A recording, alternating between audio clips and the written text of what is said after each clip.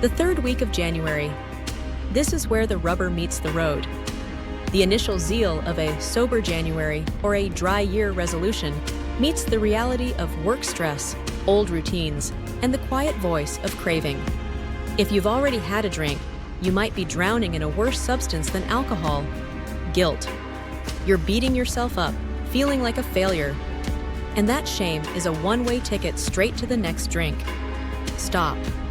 Right now. There is therefore now no condemnation for those who are in Christ Jesus. Romans 8, verse 1. Let's begin there. No condemnation. This is not a moral failure. It's data. It's information about your readiness, your methods, and your triggers. Today, we look at that data with clarity, not shame. You likely fell into one of three common scenarios. Let's walk through each with honesty and grace. Scenario 1. The Alcoholics Anonymous route didn't hold. You walked into the rooms for January. Maybe you got a white chip, and then you drank. If you got a sponsor, the first call is to them. Be honest. I drank. Here's what happened. A good sponsor will try to pull you back in, to dissect the why. But here is your choice. You can decide, even now, that the AA framework isn't for you. That is a valid choice. You can give your sponsor that courtesy and step away. The rooms will be there if you need them later. If you didn't get a sponsor, or even give out your number, let's be real. In a room of people fighting for their own survival, you might not have been missed. The core trait of our struggle is a profound self-centeredness. It's not malice, it's survival. Your choice here is about honesty. You can go back, keep your original sober date, and live a quiet lie. Or you can walk in, share, and say, "My name is Matilda, I'm an alcoholic, and I'm back on day 1. I did that many times." If you can't be honest in the rooms, it will be hard to be honest with yourself. If you choose not to go back, no harm, no foul. You know where they are. Scenario 2, the "I'm doing this on my own" method. You decided to take January off using your own willpower, and maybe tips from blogs like this one. You made it a week, 2 weeks, maybe 20 days. You started to feel physically better. And then, you didn't. This is the most crucial thing to understand.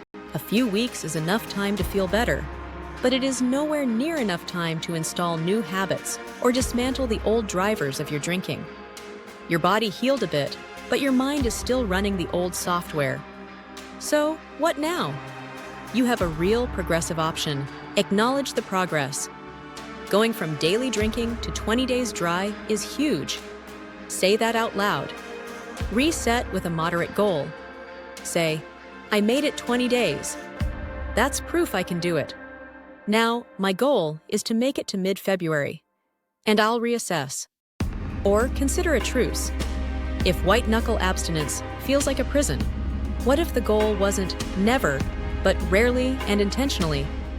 Could you shoot for 1 or 2 planned days a month with firm limits? For some, this is a sustainable path forward. For others, it's a slide. You must be brutally honest with yourself. The key is to make a conscious choice.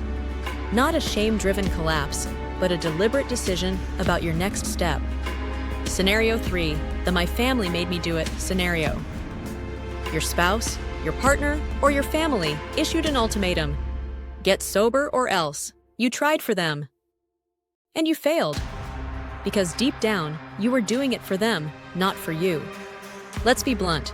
This has the lowest chance of long-term success. No one can tell you you're an alcoholic. You have to tell yourself. If you were dry out of fear of loss rather than a personal desire for change, the resentment builds until it explodes, often in a prodigious binge. If this is you and you've already drunk, you really only have one path: radical honesty. Tell your wife, "I'm drinking again." She probably already knows. Tell your family, "I can't do this for you right now. Accept the consequences." They may not invite you over. That's okay. Embrace the drinking, for now, with this clarity. I am choosing this, knowing it may lead to a worse bottom. When I stop, it will be for me.